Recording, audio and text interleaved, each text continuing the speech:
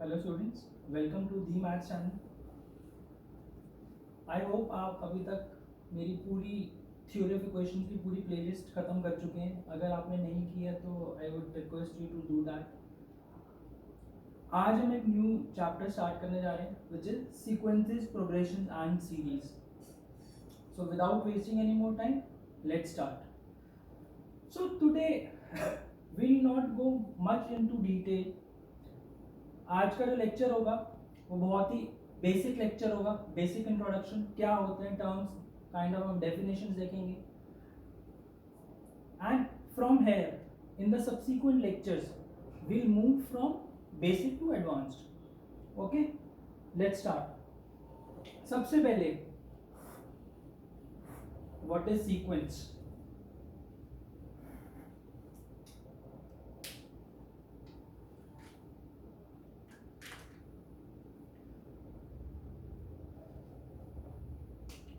any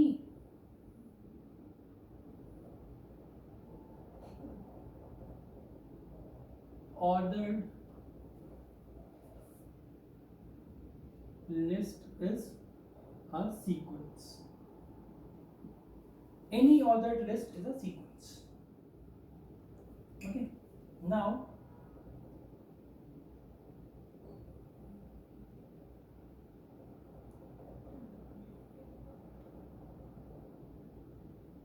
this can contain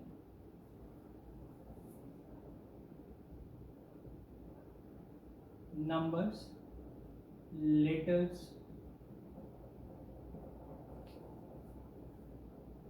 objects, etc. Okay, तो क्या होता है, क्या होता है sequence? Any ordered list is a sequence. कोई भी एक ऑर्डर्ड लिस्ट है आपके पास, उसको सीक्वेंस कहते हैं। ठीक है, एग्जाम्पल अभी देखते हैं।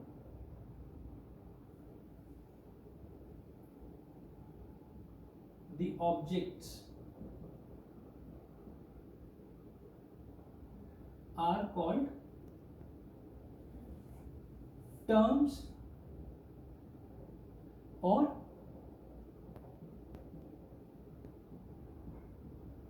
elements, right?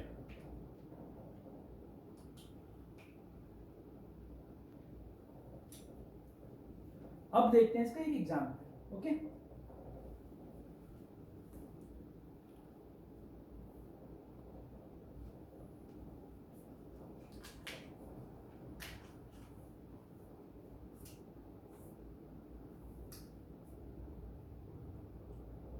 A, B, C, D, E, and so on. This is a sequence. 0, 1, 2, 3, 4 is a sequence.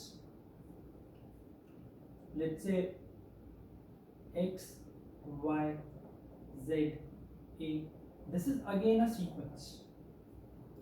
क्या बोला मैंने? Sequence. Any ordered list is a sequence. तो ये भी सीक्वेंस है, ये भी सीक्वेंस है, ये भी सीक्वेंस है। मैं लिखता हूं 1, 1, 2, 3, 4, 5, 6, 6, 7। This is also a sequence, sequence of numbers, right? क्या कहते हैं हम हर एक इंडिविजुअल ऑब्जेक्ट को? हम बोलेंगे या तो टर्म या element. So A, B, C, D, E, 0, 1, 2, 3, 4 are all terms of their corresponding sequences. Sorry. For example, this sequence contains the terms A, B, C, D, E. This sequence contains the terms 0, 1, 2, 3, 4 and so on. Right? I think यहाँ तक clear है सबको। Next point,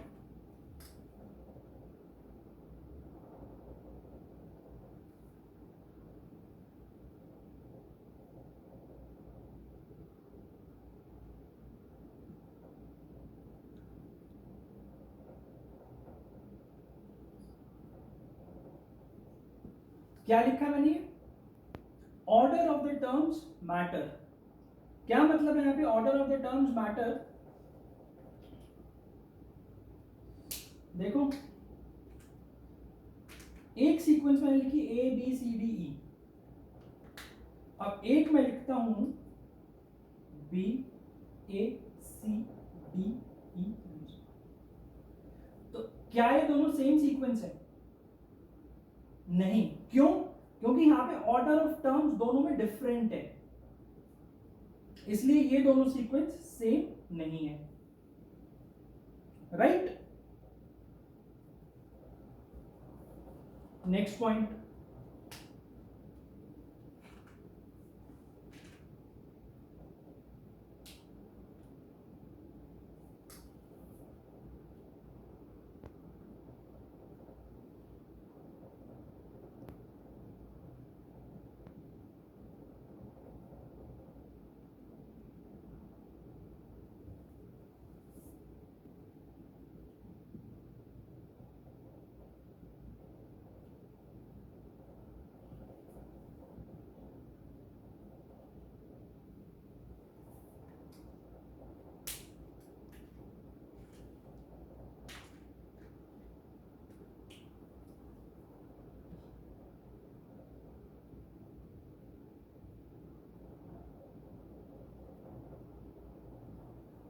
ठीक है, अब इन दो points को और एक बार एक्सप्लेन करता हूं। क्या बोल रहे हैं? Order of the terms matter. अभी ये मैंने आपको एक्सप्लेन किया, फर्स्ट और लास्ट दोनों सीक्वेंस अलग है, टर्म्स सेम है बट उनका ऑर्डर डिफरेंट है। यहां पर बी पहले फर्स्ट जो मेरा एलिमेंट है या टर्म है वो बी है, और इस वाली सीक्वेंस में क्या है? ए है। अब आप सबने सेट पढ़ा होगा, sets. For example A is a set which is 1 2 3 4, right? A can also be written as 1, 3, 2, 4. ये दोनों सेम सेट है, क्योंकि इन सेट में सेट की क्वालिटी दो चीजों पे डिपेंड करती है, नंबर ऑफ एलिमेंट्स और द एलिमेंट। दोनों में नंबर ऑफ एलिमेंट सेम है, 4 इसमें है 4 इसमें, दोनों में ही कौन से एलिमेंट्स है? 1 2 3 4, इसमें भी 1 2 3 4 है, इसमें भी 1 2 3 4 है, तो दोनों सेट्स इक्वल है। लेकिन अब मैं एक सीक्वेंस लिखता हूं,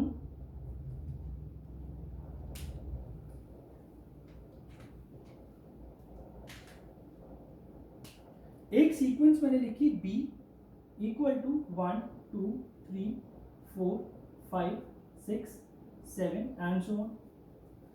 एक और सीक्वेंस लिखता हूं मैं c equal to 2 3 4 5 7 8 9 6 and so on. क्या ये दोनों सीक्वेंस सेम है? नहीं। क्यों सेम नहीं है? क्योंकि यहां पर order of the elements different है। लेट्स से मैं यहां पे 2 यहां पे 1 डाल देता हूं, 2, 1, 3, 4, 5, 7, 8, 9। अगर 6 नहीं भी लिखता हूं मैं, लेट्स से मैं 6 नहीं लिखता हूं, ठीक है, तब भी ये दोनों सीक्वेंस डिफरेंट है। क्यों? क्योंकि order of the terms is different. So in any sequence, the order of the terms matter, right? Now, the next point is the total number of terms in a sequence is called the length of the sequence. क्या होती है length of a sequence? It is the number of terms in that sequence. इसकी length कितनी है? 1 2 3 4 5 6 7। अगर यहाँ पे dot dot लगे हैं मतलब it is a continuing sequence, तो हमें इसकी length नहीं पता। लेकिन अगर ये यहाँ पे मैं बोलूँ कि 7 पे खत्म है, तो इसकी लेंथ है 7। सिमिलरली इसकी लेंथ है 9, राइट? यहां पर ये लेंथ कितनी है हमें नहीं पता, नहीं पता। इसकी हम देख सकते हैं कितनी है, 1 2 3 4 5 6 7 8 9। इस सीक्वेंस की लेंथ है 9, राइट? क्लियर है अभी? ठीक है, अब मैं इतना रब कर रहा हूं, बहुत बेसिक था ये, सिर्फ हमने अभी तक क्या पढ़ा कि सीक्वेंस होती क्या है। क्लियर? अब मैं इसको रब करके let's move ahead.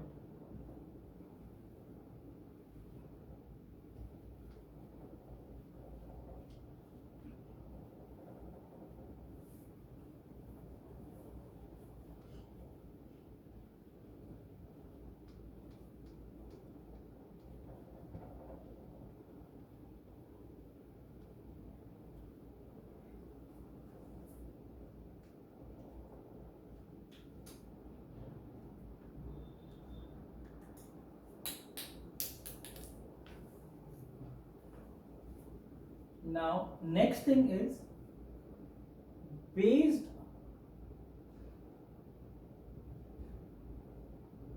on the length of a sequence of any sequence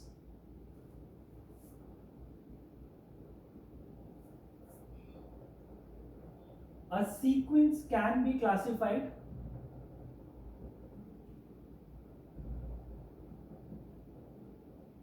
in two ways. पहली क्या होगी? A finite sequence,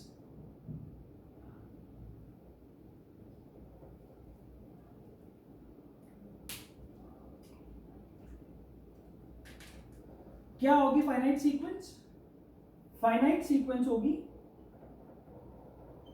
number of terms, जो भी नंबर ऑफ टर्म्स है वो फाइनाइट इन नंबर होंगी. Number of terms will be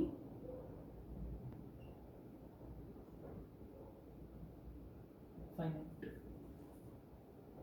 इसका example क्या है? इसका एग्जाम्पल है a sequence of English alphabets. ठीक है, A B C D E F G H I and so on. हमें पता है ये sequence total number of terms कितनी होंगी? 26. It can not be more than that. 26 he letters होते हैं इंग्लिश अल्फाबेट्स में. तो जो नंबर ऑफ टर्म्स है वो फाइनाइट है, हमें पता है कितनी टर्म्स हैं, इसलिए वो हो गई मेरी फाइनाइट सीक्वेंस. या आपको कोई बोल दे, फॉर एग्जाम्पल मैं आपको कहूं sequence 1, 1, 2, 3, 4, 5, 6, 6 and so on. This sequence contains 500 terms. तो ये सीक्वेंस फाइनाइट होगी या नहीं होगी? ये सीक्वेंस उस केस में भी फाइनाइट होगी. क्यों? क्योंकि मुझे पता है इसमें नंबर ऑफ टर्म्स कितने हैं, 500 है. ठीक है, यहाँ पे 26 थे, यहाँ पे 500 है, यहाँ से ज्यादा है, बट दैट डजंट मैटर. मुझे पता है उसमें कितने नंबर ऑफ टर्म्स, इसलिए वो फाइनाइट सीक्वेंस है. आई होप आप अभी तक अगली आपने गेस कर ली होगी कि नेक्स्ट टाइप ऑफ सीक्वेंस कौन सी है मेरी. That will be infinite sequence.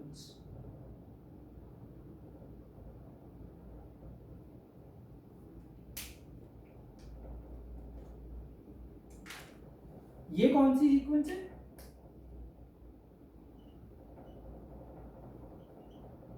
Number of terms will be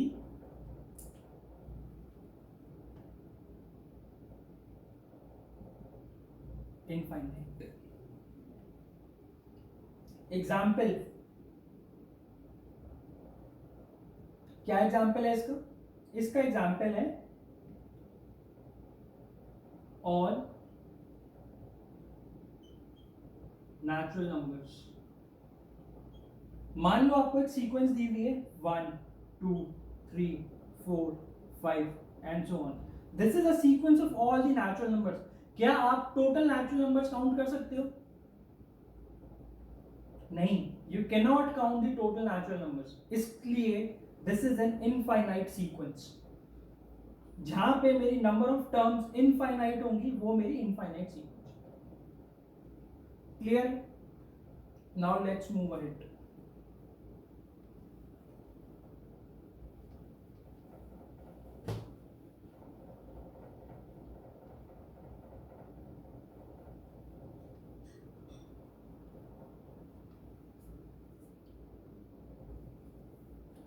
आज का lecture is going to be definitions only.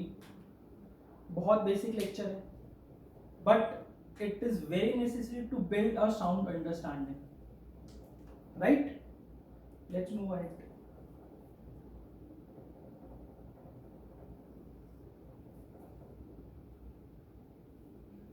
Now what is a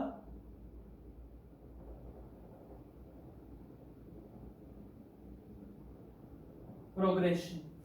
what is a progression?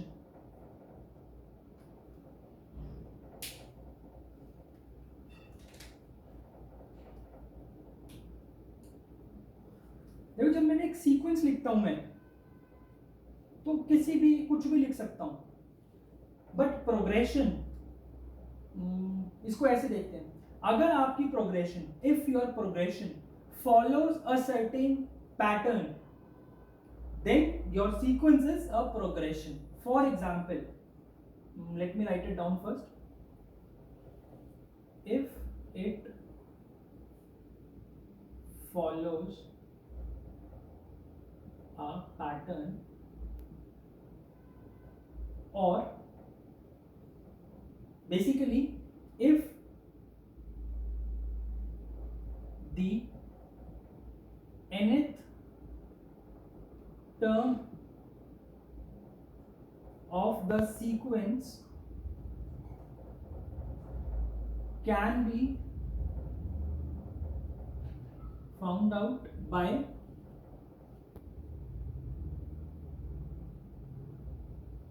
putting the value of n in a certain formula, then it is a progression.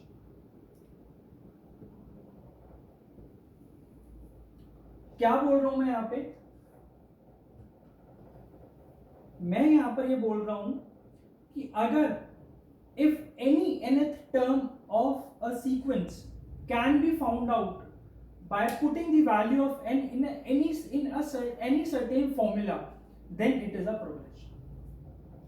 For example, अब इसका example देता हूं तो आपको और ज्यादा clear हो जाएगा.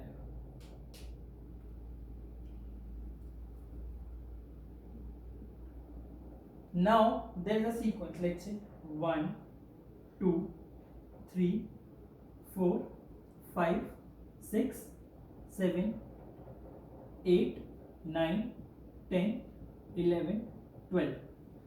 Let's say this is a sequence of 12 terms. Then अब आप एक चीज ध्यान से देखो, क्या मैं बोल सकता हूं इसकी जो nth टर्म है, nth टर्म है वो n है, मतलब कि फॉर देखो फर्स्ट टर्म क्या है 1, सेकंड टर्म क्या है 2, थर्ड टर्म क्या है 3, देन 4, देन 5, देन 6. तो क्या मैं बोल सकता हूं nth टर्म n है, राइट? तो मुझे पता है कि जब मैं n इस फॉर्मूला में, now this is a formula, अगर इसमें मैं कोई एक n की वैल्यू डालूंगा तो मुझे nth टर्म मिल जाएगी इस सीक्वेंस की. इसलिए ये क्या है, this is a progression, right? Another example, 3 5 7 9 11 13 15 17 and so on. तो ये अच्छा, सबसे पहले तो एक कैसी प्रोग्रेशन है? This is a finite progression. Number of terms इसमें फाइनाइट है, सिर्फ 12 टर्म्स है. अब जैसे ये वाली प्रोग्रेशन देखो 3 5 7 9 11 13 15 17 एंड सो ऑन, ये भी एक सीक्वेंस है, बट क्या ये प्रोग्रेशन है या नहीं? Yes, this is a progression. क्यों? क्योंकि ऑब्जर्व करो 3 5 सारे ऑड नंबर्स है. ऑड नंबर्स को आप कैसे रिप्रेजेंट करते हो? 2n + 1, right?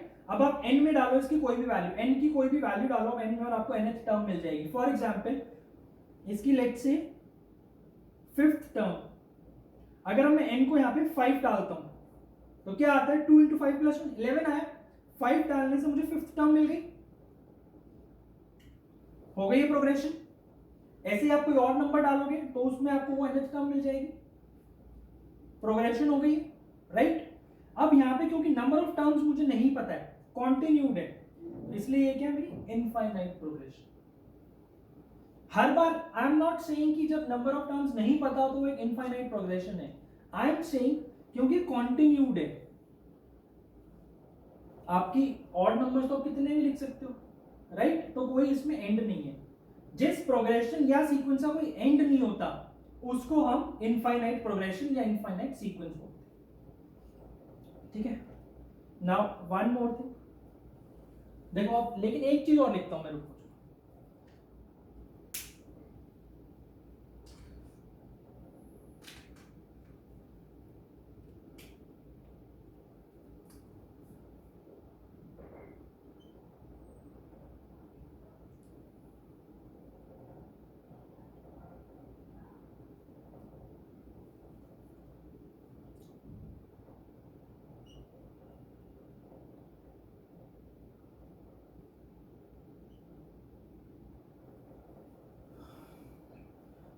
इसमें बताओ, ऊपर जो फर्स्ट सीक्वेंस लिखी है इसमें नेक्स्ट नंबर क्या आएगा?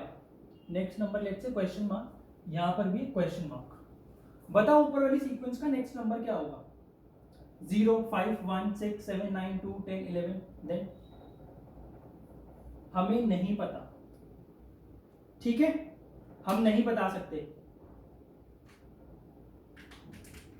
राइट? कोई भी एक पैटर्न हो सकता है, हमें नहीं पता। बट यहां पे क्या हमें बता सकता हूं? 1, फिर 4 का डिफरेंस है, देन फिर 4 का डिफरेंस है, फिर 4 का डिफरेंस, तो यहां पे भी 4 का डिफरेंस होगा और नंबर आ जाएगा 17। तो यहां पे क्या मैं बोल सकता हूं? कोई एक फॉर्मूला होगा, लेट्स से मैं फॉर्मूला भी लिख देता हूं, कैसे आते हैं, will study that in detail. अभी के लिए मैं सिर्फ फॉर्मूला लिख रहा हूं यहां पे।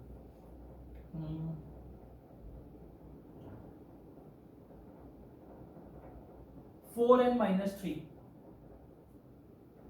अब n की आप कोई भी वैल्यू डालो, आपको उसमें nth टर्म मिल जाएगी। फॉर एग्जांपल मैं 3 डालता हूं, 4 3 12 माइनस 3 इज 9, तो थर्ड टर्म मुझे क्या मिली? 9, जो लिखी है यहां पे।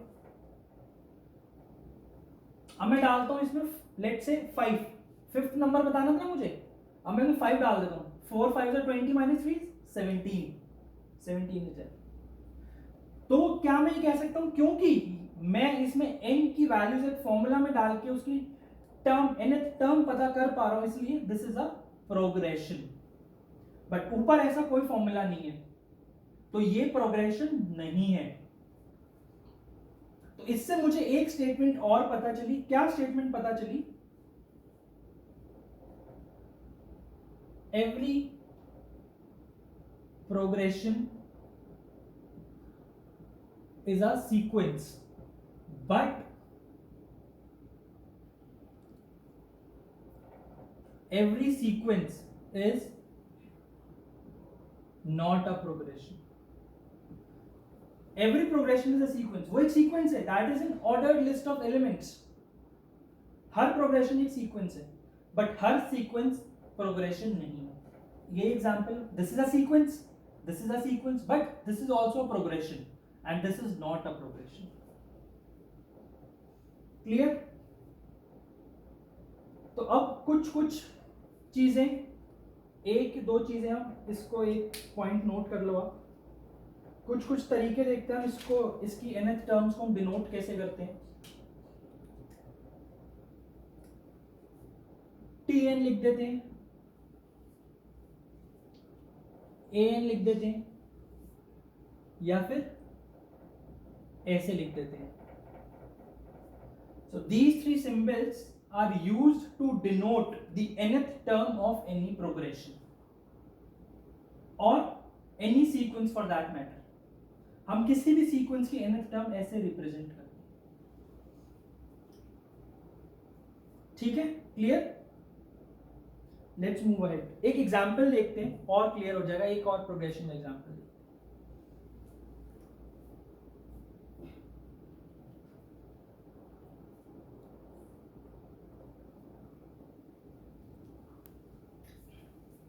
Question says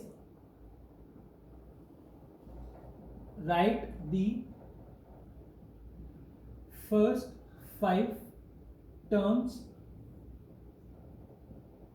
of a sequence whose nth term is equal to 2 raised to the power n by।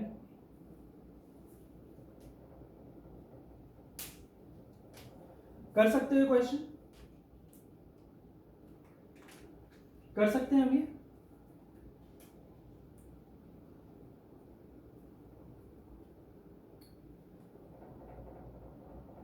T1 क्या होगा?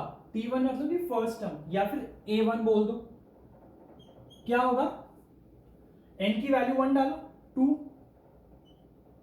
T2 क्या होगा? n की वैल्यू 2 डालो, अगेन 2, 2 स्क्वायर बाई 2। इसको मैं ऐसे लिख देता हूं ताकि क्लियर हो जाएगा, 1 बाय 1। T3 क्या होगा? 2 क्यूब बाय 3, 8 बाय 3। T4 क्या होगा? 2 टू द पावर 4 बाय 4। और T5 क्या होगा? 2 to the power 5 by. Clear है इतना? ये सारा आई होप सबको क्लियर है। तो अभी तक क्या क्या पढ़ लिया मैंने पढ़ लिया कि सीक्वेंसेस क्या होते हैं, प्रोग्रेशन क्या होते हैं, दोनों में क्या डिफरेंस होते हैं, राइट? अब मुझे सीक्वेंस को भी मैं अच्छी तरह समझता हूं और प्रोग्रेशन को भी मैं अच्छी तरह समझता हूं कि क्या होता है। Details we will cover some in this lecture and some in the subsequent lectures, but अभी के लिए मुझे क्या पता होना चाहिए? So far we should know what is the sequence and what is the progression and what is the difference between them. ठीक है, let's move ahead.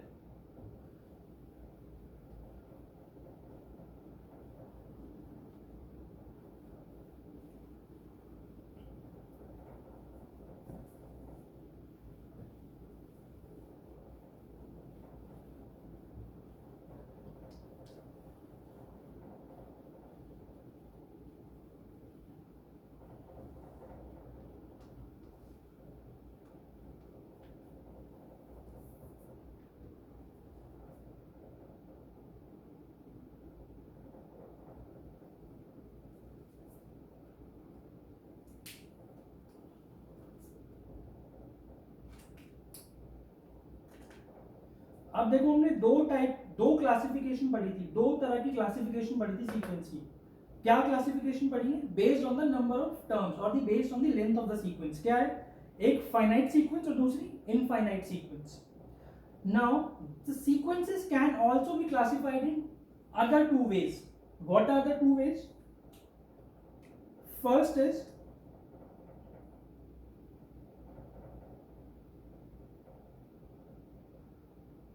increasing sequence.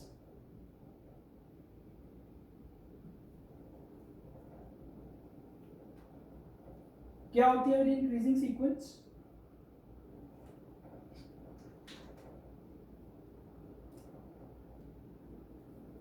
ये होती है if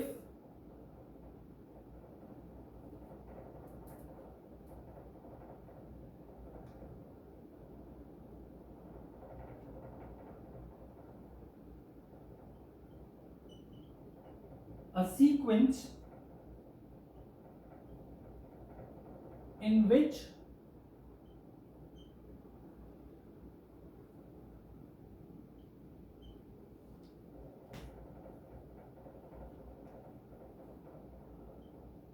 the nth term is always greater than the previous term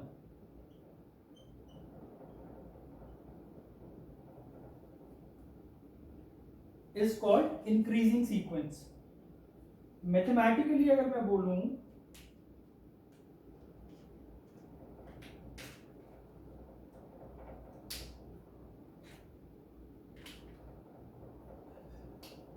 तो Tn is greater than Tn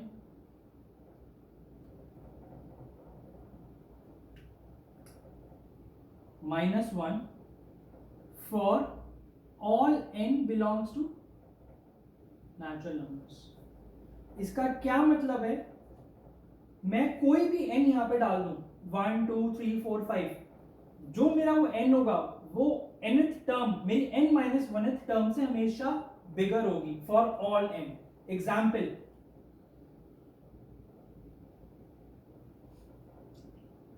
इसका मतलब क्या है, T1 is greater than natural number है, राइट? और I should have written here, या मुझे ऐसे लिखना चाहिए इसको, Tn+1,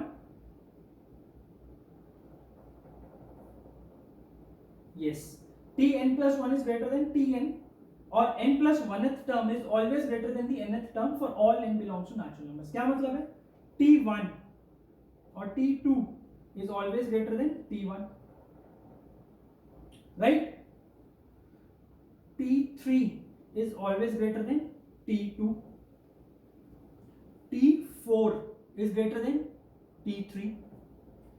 एक एग्जाम्पल दूंगा अगर मैं इसका, तो 1 2 3 4 5 6 7 8। अब आप यहां पे ध्यान से देखो, मेरी जो हर टर्म है वो अपनी प्रीवियस टर्म से बड़ी है। 2 is greater than 1, 3 is greater than 2, 4 is greater than 3. So this is an increasing sequence. अब मान लो इंक्रीजिंग सीक्वेंस समझ में आ गया, अब हम देखते हैं डिक्रीजिंग सीक्वेंस क्या होती है।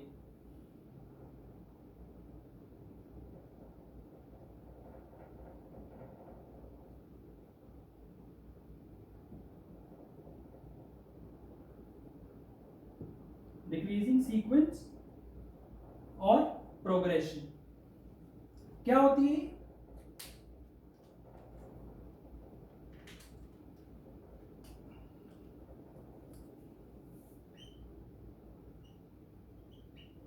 A sequence in which nth term is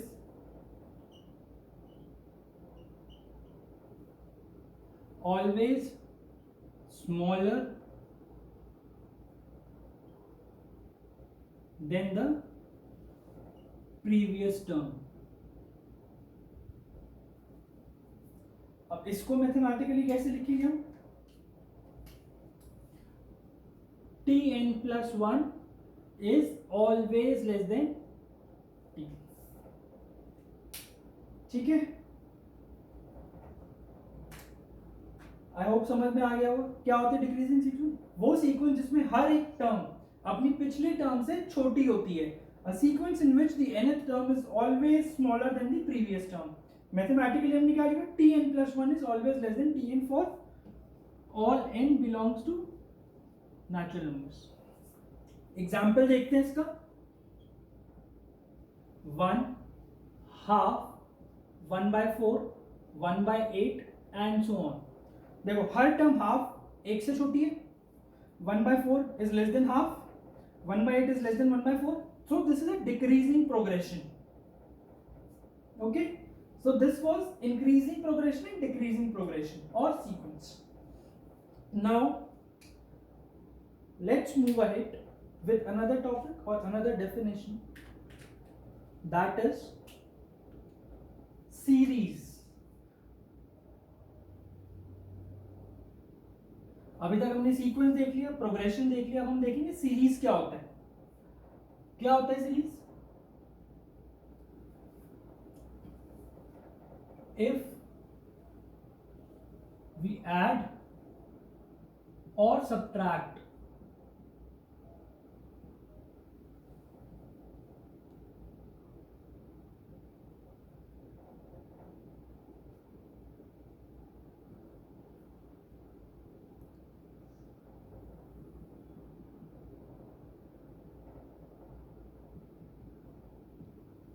if we add or subtract the terms of a sequence then it is a series.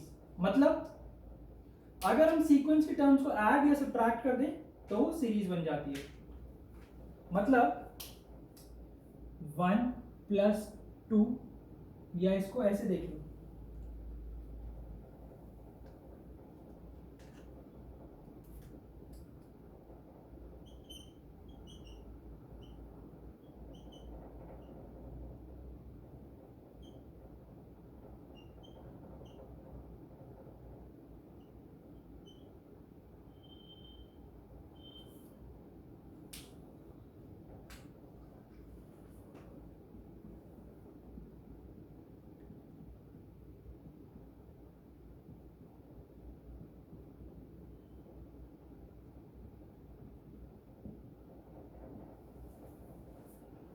ऊपर क्या लिखा है 1, 2, 3, 4, 5, 6 एंड सो ऑन। सो वो क्या है, एक सीक्वेंस है या फिर एक प्रोग्रेशन है। और नीचे क्या लिखा है 1 + 2 + 3 + 4 + 5, ऊपर ही वाली सीक्वेंस के टर्म्स को मैंने ऐड कर दिया है, तो वो क्या बन गया मेरा, सीरीज बन गया। ठीक है, अब देखो यहां पर भी जैसे इंक्रीजिंग सीक्वेंस और डिक्रीजिंग सीक्वेंस होता है, या फिर जैसे यहाँ पे फाइनाइट और इनफाइनाइट सीक्वेंस या प्रोग्रेशन होता है, ऐसे हमारे पास यहाँ पे क्या होता है, फाइनाइट सीरीज और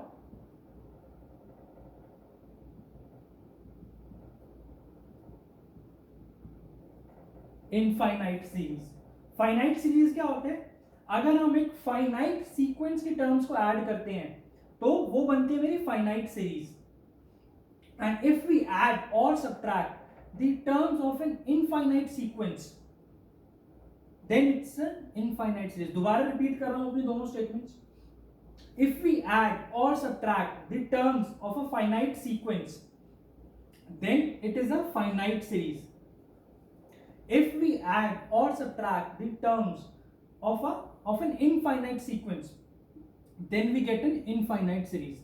अगर मैं एक फाइनाइट सीक्वेंस की टर्म्स को लेके ऐड या सब्ट्रैक्ट कर देता हूं तो मुझे फाइनाइट सीरीज मिलती है, और अगर मैं इनफाइनाइट सीक्वेंस या प्रोग्रेशन की टर्म्स को ऐड या सब्ट्रैक्ट कर देता हूं तो मुझे इनफाइनाइट सीरीज मिलती है। क्लियर? ठीक है,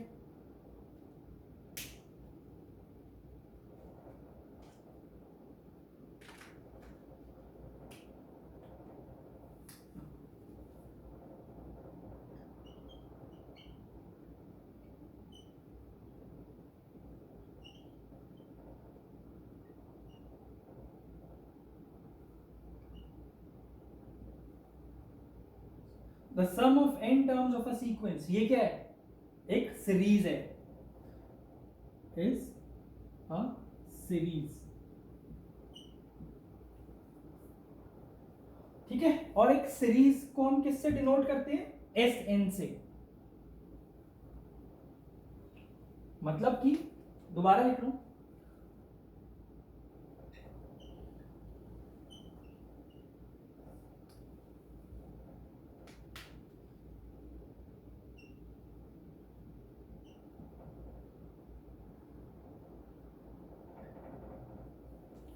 a series is denoted by Sn, मतलब कि the sum of n terms of a sequence or a progression is denoted by Sn। हम उसको सीरीज बोल दें या sum of n terms of a progression बोल दें, it's one and the same. ठीक है, अब let's move ahead, let's see another few points. कुछ और पॉइंट्स देखते हैं जो हमें पता होने चाहिए।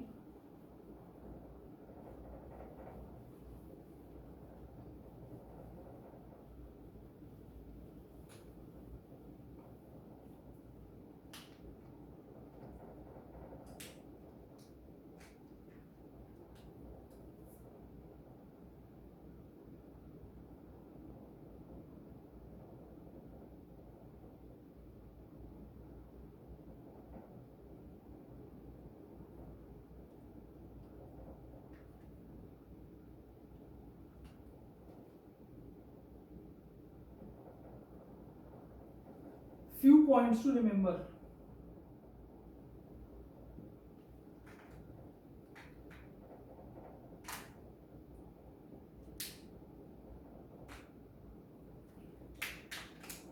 देखो अभी तक हमने कोई पर्टिकुलर प्रोग्रेशन नहीं पढ़ी है। जैसे हम आगे के लेक्चर्स में एपी पढ़ेंगे, अर्थमेटिक प्रोग्रेशन, जीपी पढ़ेंगे, ज्योमेट्रिक प्रोग्रेशन, एचपी पढ़ेंगे, हार्मोनिक प्रोग्रेशन, और कुछ और स्पेशल सीरीज पढ़ेंगे। तो अगर अभी मैं जो पॉइंट्स बता रहा हूं वो हर सीरीज पर, हर प्रोग्रेशन पर एप्लीकेबल है। पहला पॉइंट क्या कहता है मेरा, my first point is Tn, that is nth term of any progression can be calculated by Sn minus Sn minus 1। इसका क्या मतलब है, जो मेरी जनरल टर्म होती है ना nth term, that can be found out by taking the difference of the sum of n terms and the n minus one terms. मतलब आप ये देखो, एक मेरे पास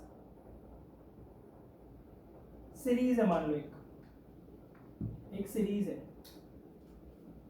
मान लो 1 plus 4 plus 7 plus 10 plus 13 plus 16 and so on. या फिर मैं इसको 16 पे खत्म कर देता हूं।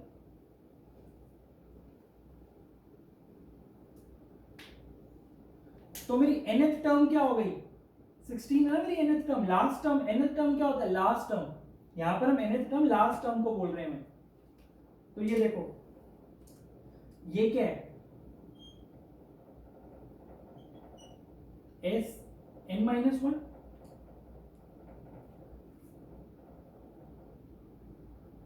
ये क्या है? S N. तो अगर इन दोनों पूरे सीरीज में से अगर मैं इसका ये S N minus one subtract कर दूं तो मुझे ये मिल जाएगी 16, राइट? देखो सम क्या है इसका? 1 प्लस 4 एस एन क्या है? पहले मैं एस एन कैलकुलेट करता हूं इसका। 1 plus 4 plus 7, 5 plus 7 12 22 35 51। S N minus one calculate करता हूं 35। तो टी एन क्या हो गया?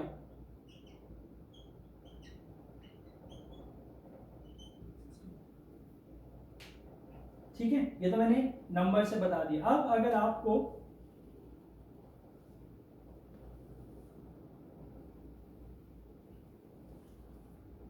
एक nth टर्म दी जाती है, मान लो बोला जाता है S N is equal to N square.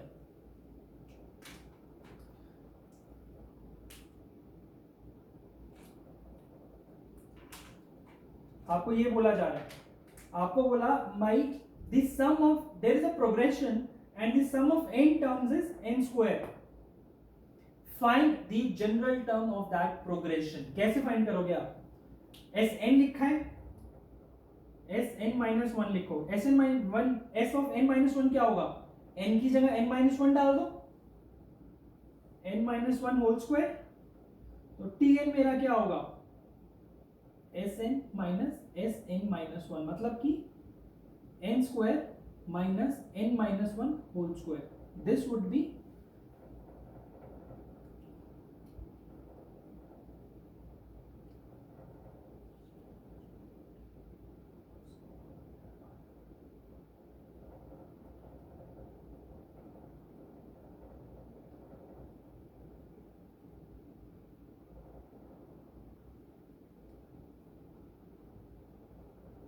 To N minus one. ये मेरी जनरल टर्म है ऑफ दैट प्रोग्रेशन। आप n की जब वैल्यूज डालते जाओगे तो आपको उस प्रोग्रेशन की टर्म्स मिलती जाएंगी। अगर आप यहां पे n की वैल्यूज डालते जाओगे तो आपको उस नंबर ऑफ उस टर्म्स तक का सम मिलता जाएगा। मान लो आपने n को 2 डाला तो मुझे क्या मिलेगा? सम ऑफ फर्स्ट 2 टर्म्स। n को 3 डाला तो मिलेगा सम ऑफ फर्स्ट 3 टर्म्स। अब ये क्लियर है? अगर मुझे nth टर्म चाहिए तो मैं उस टर्म तक उससे पहले वाले का सारा सम सब्ट्रैक्ट कर दूं तो मुझे nth टर्म मिल जाएगी। क्लियर है? अब इसका दूसरा पॉइंट देखते हैं।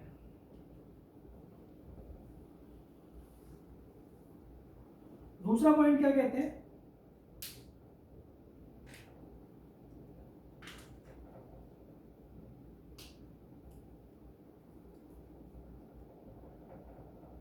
If S N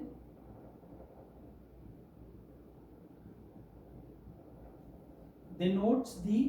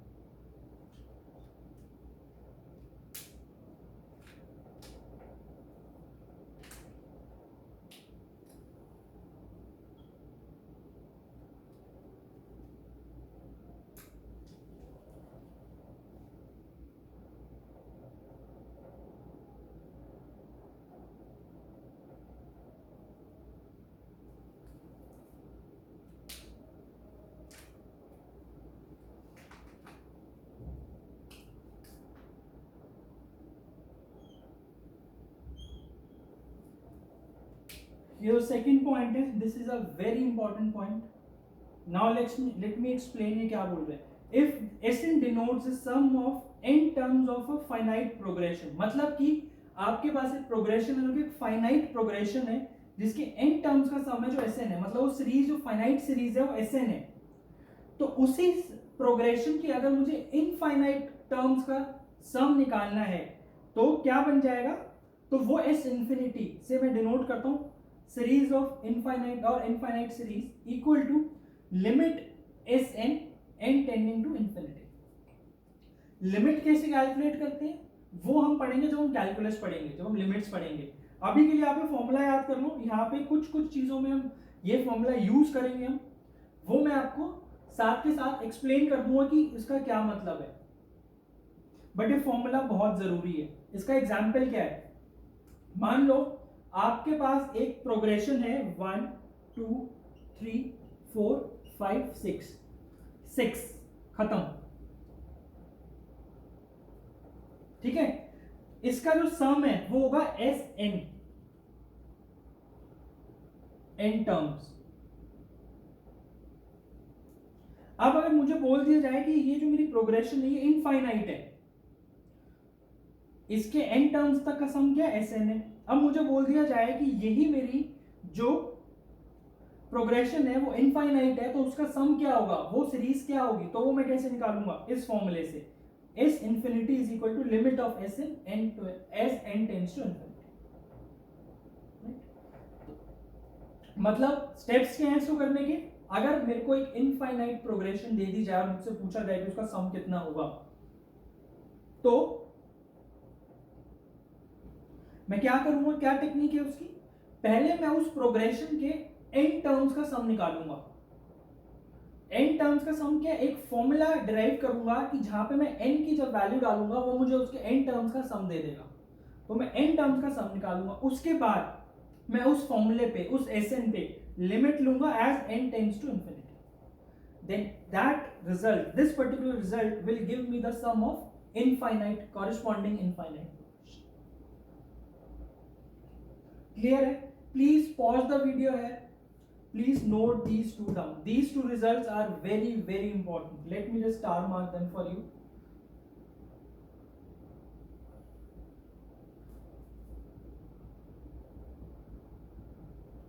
These two results are very important. Clear? Let's move ahead now. अब एक और नई चीज देखते हैं.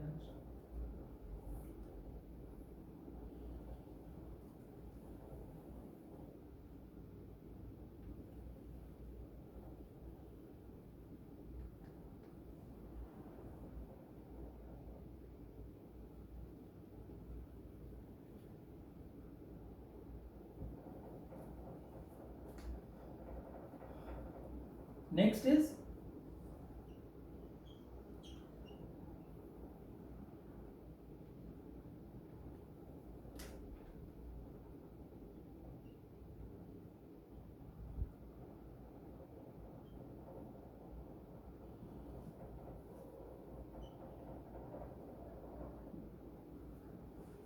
recurrent relations. क्या होते हैं मेरे recurrent relations? मेरे recurrent रिलेशन है और एक मैथमेटिकल स्टेटमेंट है जो कि nth टर्म को उससे प्रीवियस टर्म से रिलेट करता है. मतलब कि मैं अगर एक मैथमेटिकल स्टेटमेंट लिख सकूं जिससे मैं अपनी nth टर्म को उससे प्रीवियस टर्म से रिलेट कर सकूं, तो वो मेरा रिकरेंट रिलेशन होता है. फॉर एग्जाम्पल अगर मैं ये ऐसे लिखता हूं, Tn is equal to Tn minus 1 plus 1. ठीक है, मैंने ये ऐसे लिखा है. इसका मतलब क्या है, और यहां पे मेरे को ऐसे गिवन है T1 is 1, तो T2 क्या होगा, देखो यहाँ पे n को 2 डालो, तो यहाँ पे जब n को 2 डालो क्या बनेगा, T1 plus 1, मतलब कि 1 plus 1 equal to 2. T3 क्या होगा, अब यहाँ पे 3 डालो n को, T2 plus 1 यानी कि 3, 2 plus 1 हो गया, T4 4 आएगा, T5 5 आएगा, right? So this is a recurrent relation. एक और क्या एग्जांपल है इसका, मान लो ऐसे बोला गया Tn इज इक्वल टू, या एक और एग्जांपल, एक अच्छा एग्जांपल लेते हैं। आई एम श्योर आप सबने फिबोनाची सीक्वेंस सुना होगा। फिबोनाची सीक्वेंस क्या होता है, each term is the sum of its previous two terms. मतलब कि Tn is equal to Tn minus 1 plus Tn minus 2, where T1 is equal to T2 equal to 1. This is a classic Fibonacci sequence. देखो यहां पर हो क्या रहा है, हम we are not here to study the Fibonacci sequence, we are here to study the recurrent relations. Tn क्या है, कोई भी nth टर्म है, तो मैं क्या बोल रहा हूं, कोई भी मेरी nth टर्म उसके प्रीवियस दो टर्म्स का सम होगी। तो ये एक स्टेटमेंट है, मैथमेटिकल स्टेटमेंट है, जो किसी भी nth टर्म को उसकी प्रीवियस टर्म से रिलेट कर रहा है, इसलिए ये क्या मेरा रिकरेंट रिलेशन है, राइट? तो आज के लेक्चर में हम जो रिकरेंट रिलेशन पढ़ेंगे, बहुत बेसिक रिकरेंट रिलेशंस पढ़ेंगे, क्योंकि सिलेबस में उतना ही है, सिलेबस में बहुत ज्यादा डीप में रिकरेंट रिलेशंस नहीं। But still, if you want to study recurrent relations in detail, then I am planning a new playlist which is called Out of the Textbooks. उसमें मैं recurrent relations पे lecture दूंगा, उसमें मैं recurrent relations पे video बनाऊंगा, जहां पे मैं recurrent relations को डिटेल में कवर करूंगा। ठीक है, अब इस पे कुछ क्वेश्चंस देखते हैं recurrent relations पे, हम कैसे सॉल्व करते हैं। यहाँ लिखता हूँ। आई होप आपने ये पॉज करके ये सब नोट कर लिया होगा।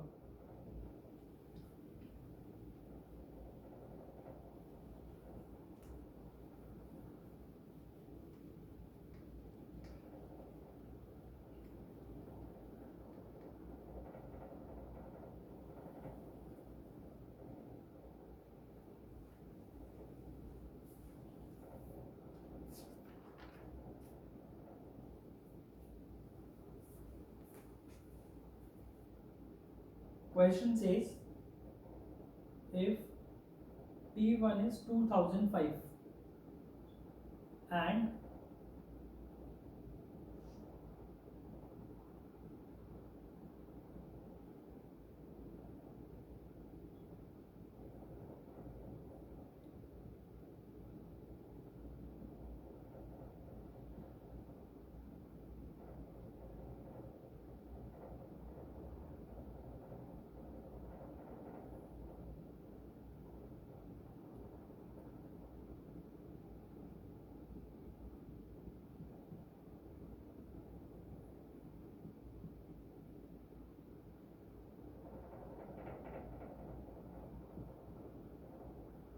so the question says, if T1 is equal to 2005 and each term of the sequence is the sum of cubes of the digits of previous term, find T 2005 by 10.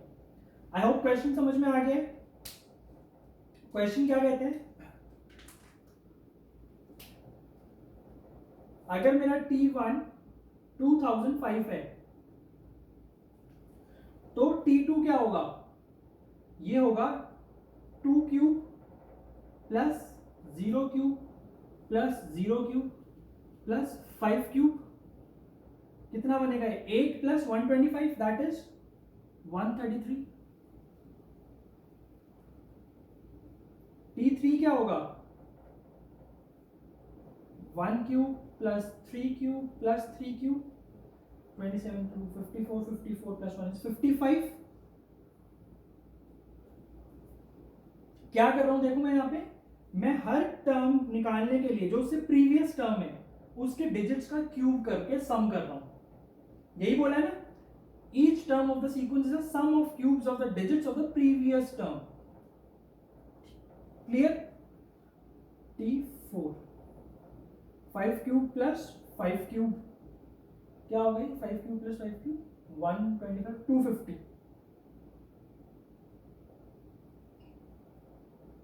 Right?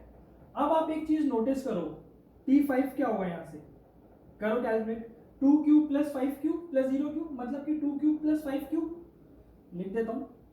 2 cube plus 5 cube plus 0 cube मतलब कि 133। जब यहाँ पे 133 आ गया तो अगला term 55 ही आएगा इस लॉजिक से। तो अब इसका क्या मतलब है, मेरी जो टर्म्स है हर 4 टर्म्स के बाद वो मेरी टर्म्स रिपीट करेंगी, राइट? या हर 3 टर्म्स के बाद, हर 3 टर्म्स के बाद मेरी जो सीरीज है वो रिपीट करेगी, ठीक है? तो 2005 क्या होता है, 2005 कैन बी रिटन एज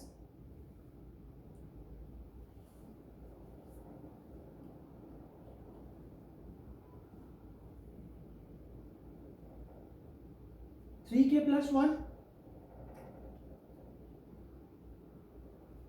इसका रिमाइंडर 3 से कितना आता है, 1 आता है।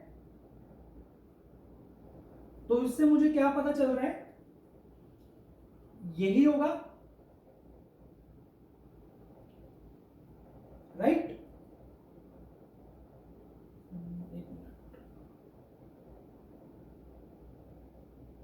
ठीक है, यही होगा ना, यही आएगा 250। मेरी फर्स्ट हर मतलब कि जो मेरी ये टर्म्स होंगी वो यहां पे खत्म हो गई होंगी, 55 आया होगा। जो मेरी टी 2004 होगा, ये 3 से डिविजिबल है, तो वो कितना आया होगा, वो मेरा 55 आया होगा,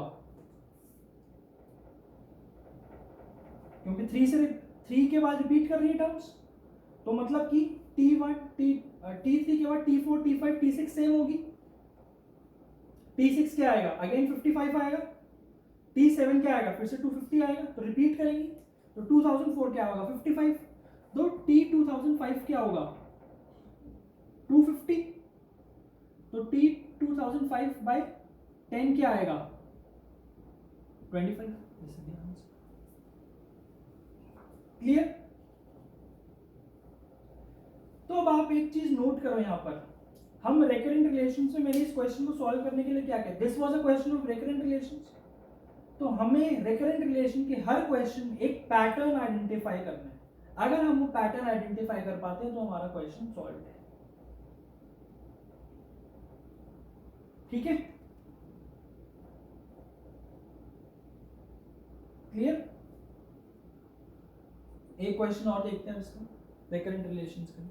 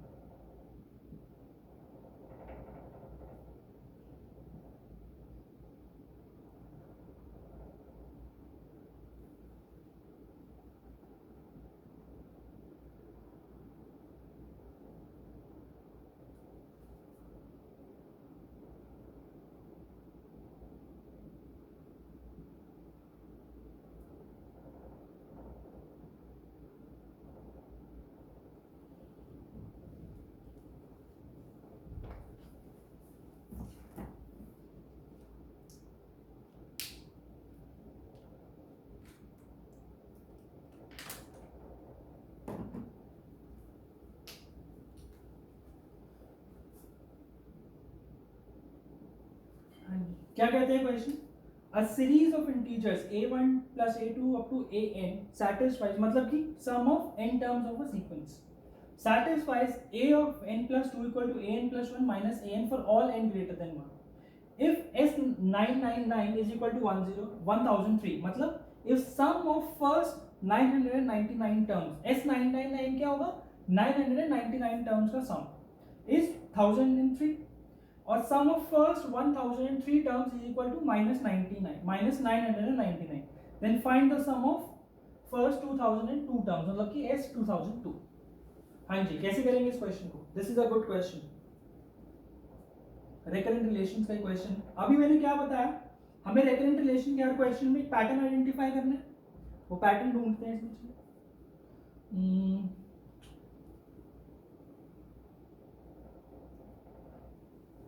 n को 1 डालते हैं एक बार, तो a3 इक्वल टू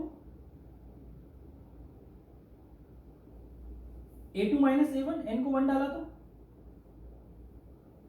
ठीक है. a4 क्या होगा,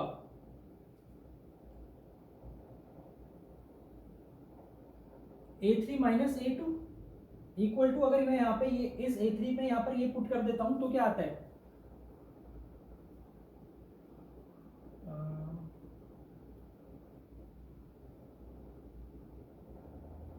माइनस a1, राइट. बस मैंने a3 को पुट कर दिया यहाँ पे.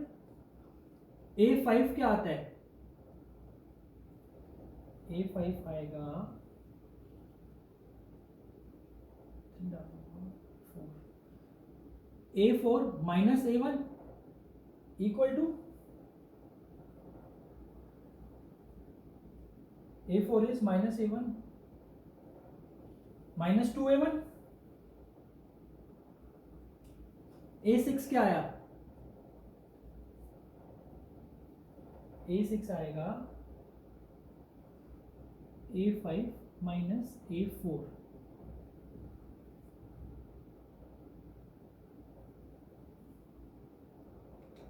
एक मिनट, कुछ गड़बड़ हो गई. माइनस 3a1 आता है यहाँ से, तो 6 ऐड कर दो, 6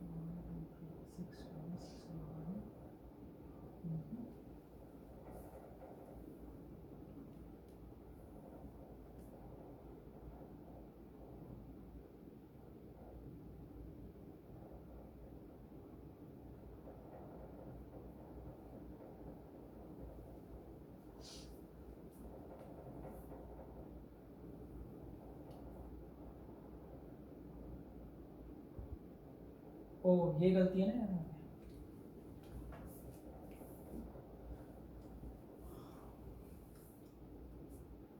a4 है, a3 माइनस a2, तो माइनस a1 आया.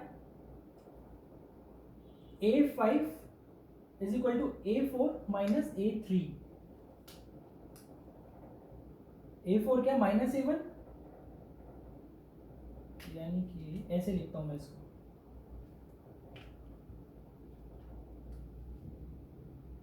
माइनस a1 माइनस a3 की वैल्यू क्या है, a2 plus a1 equal to minus a2, right. a6 क्या आएगा, a5 minus a4, a5 is minus a2 minus a1.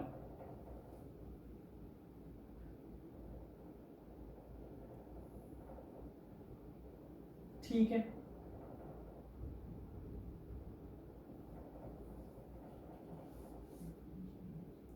ये प्लस a1 होगा, plus a5 is minus a2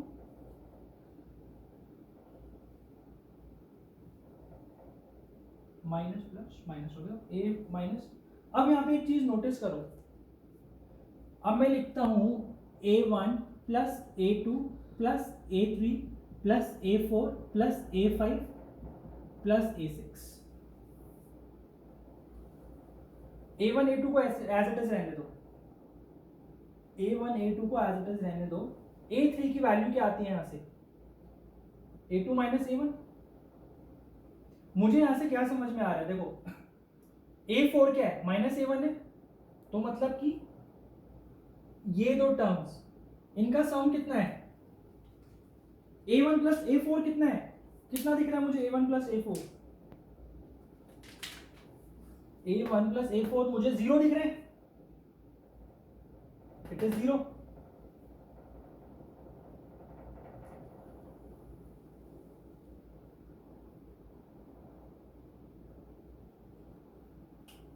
right. अब यहां से A2 प्लस A5 कितना दिख रहा है, 0 है, ये भी 0 है। और A3 और A6 देखता हूं मैं, ये भी 0 है। तो मतलब मुझे क्या पता चल रहा है यहां से, A1 और A4 का सम 0, A2 और A5 का सम 0, A3 और A6 का सम 0। तो मतलब सम ऑफ फर्स्ट 6 टर्म्स कितना हो गया मेरा, 0 इज इक्वल टू 0। राइट, एक ठीक है, कोई बात नहीं। अब मैं A7 निकालता हूं एक बार। A7 would be A6 minus A5 equal to minus A2 plus A1 plus A2 A1। ठीक है, यहां से मुझे क्या दिखेगा, A7 जब मैंने कैलकुलेट करा तो मुझे दिखा A7 is equal to A1। तो क्या मैं बोल सकता हूं हर, तो अब एक चीज देखो, A7 A1 है, A8 कितना होगा फिर जब ये A1 आ गया, सेम रिलेशन अगर मैं फॉलो करूंगा तो कितना आएगा A1, A8 would be A2, A8 जो होगा वो A2 के इक्वल होगा। ऐसे A9 किसके इक्वल होगा, A3 के इक्वल होगा। तो मतलब सीरीज जो सीक्वेंस वो रिपीट करता जाएगा खुद को। फिर A7 A8 A9 plus A10 plus A11 plus A12 फिर 0 हो जाएंगे। सेम लॉजिक है, सेम लॉजिक। ठीक है, मैं भी आपको A8 एक बार निकाल के दिखा देता हूं। यहाँ पर A8 कितना आएगा, A8 मेरा आएगा A7 minus A6 equal to A1 minus A6 कितना था, plus A2 minus A1 equal to A2। A8 मेरा A2 आ गया। अब मान लो यही सीरीज रिपीट होगी, A1 A2, फिर यही A2 minus A1 minus A1 minus A2 minus A2 plus A1, same series repeat होगी। क्या मैं बोल सकता हूं sum of every 6 consecutive terms is 0। Right, तो मुझे अब इसको मैं रब कर रहा हूं, मुझे एक चीज पता चल गई है यहां से।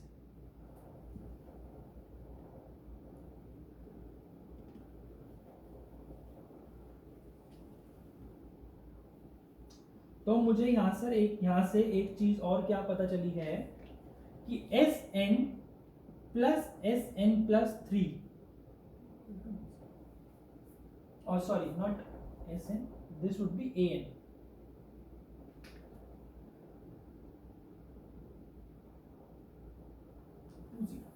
राइट, क्लियर है। अब एक चीज देखो, जो ये मेरे को गिवन है S999, क्या मैं 999 को ऐसे लिख सकता हूं,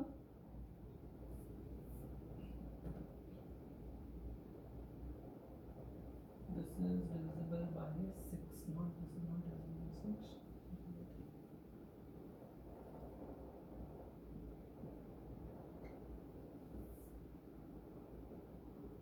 राइट, ये तो 6 से डिविजिबल है। तो मतलब यहां पर यानी कि A1 plus A2 plus A3 up to A6 0 plus A7 plus A8 plus up to A12 again 0। तो ऐसे करते करते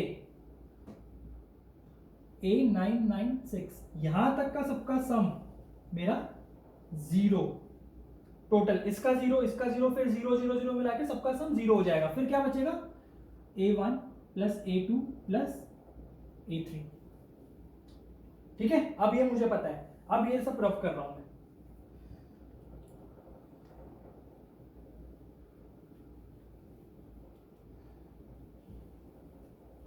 तो मुझे क्या समझ में आ गया, इससे मुझे ये समझ में आ गया कि जो मेरा सम ऑफ फर्स्ट 999 टर्म्स का सम होगा वो सम ऑफ फर्स्ट 3 टर्म्स होगा। तो मतलब क्या मैं बोल सकता हूं a1 plus a2 plus a3 equal to this. ठीक है, अब मैं देखता हूं सम ऑफ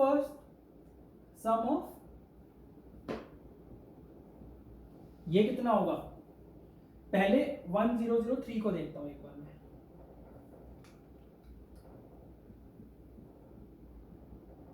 6k प्लस 1 है,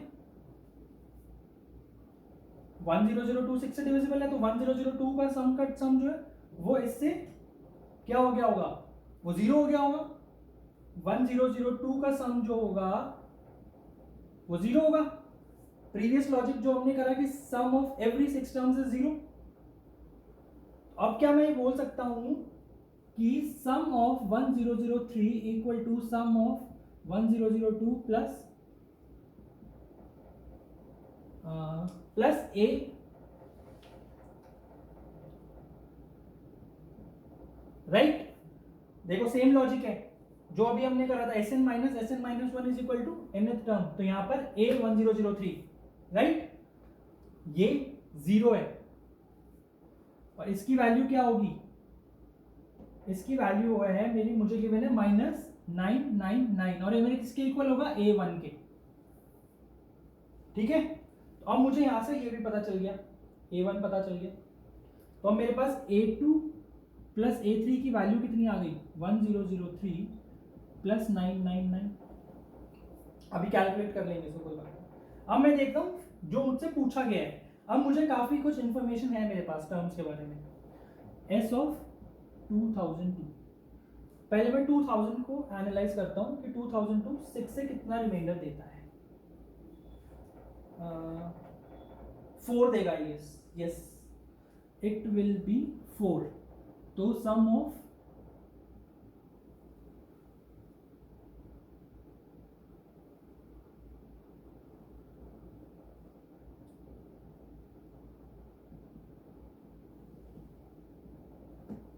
ये अगेन 0, जो ये वाली टर्म होगी वो a1 के इक्वल हो गई होगी। ठीक है, अब a1 प्लस a4 क्या है, a1 प्लस a4 की वैल्यू क्या है, a1 प्लस a4 की वैल्यू है 0। क्यों, n को जब मैं 1 डालूंगा तो मुझे ये पता है an प्लस 3 मेरा 0 है, ये हमने शुरू में डिराइव किया था। तो इसका मतलब इसकी वैल्यू कितनी होगी, a2 प्लस a3, और a2 प्लस a3 कितना है, क्या वैल्यू है इसकी, कैलकुलेट करके। This is the answer 2002। Clear, I think ये क्वेश्चन अच्छा क्वेश्चन था। अगर नहीं समझ आया please go back and watch the solution again, समझ आ जाएगा। This was a very good question based on recurrent relations, right. Now I think this was all for today.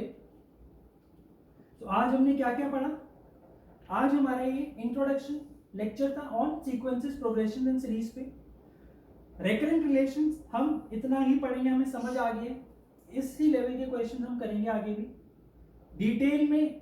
जब मैं वीडियो निकालूंगा तो I definitely let you know कि इस पर मेरा एक सीरीज आया रिकरेंट रिलेशंस पे। नेक्स्ट लेक्चर से हम इस पे स्टार्ट करेंगे, एपी स्टार्ट करेंगे, that is arithmetic progression. I am sure आप सबने काफी कुछ पढ़ा होगा उसके बारे में। That's not very difficult to understand. we'll start from basic and we'll go till advanced. I hope आपको आज का लेक्चर समझ आ गया होगा। नाउ अब से आपको सीक्वेंसेस, प्रोग्रेशन और सीरीज को समझने में कोई डिफिकल्टी नहीं होना चाहिए।